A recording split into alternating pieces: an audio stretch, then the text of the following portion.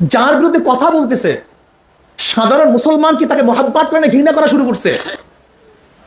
যদি দেখো না কোন বৃদ্ধাচরণের কারণে যার বৃদ্ধাচরণ করতেছে তার প্রতি ভক্তি শ্রদ্ধা মহাব্বত কমে না এবং ধ্বংসও হয় না, মনে করতে হবে এটা হক। দলিল কি? দলিল কি? এটা দলিল কি? সুবহানাল্লাহি ওয়া বিহামদিহি, চমৎকার কথা বলছে।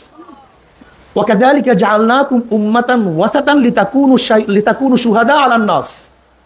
আল্লাহ কালামে পাকের মধ্যে ফরমান ওয়াজআলনাকুম উম্মাতান ওয়াকাযালিকা জাআলনাকুম উম্মাতান ওয়াসাতান লিতাকুনু শুহাদা আলান নাস। আল্লাহ পাক রব্বুল আলামিন তোমাদেরকে মধ্যপন্থী, ন্যায়পন্থী, ইনসাফদারপন্থী উম্মত হিসাবে সৃষ্টি করেছেন। তোমাদের কাজটা কি?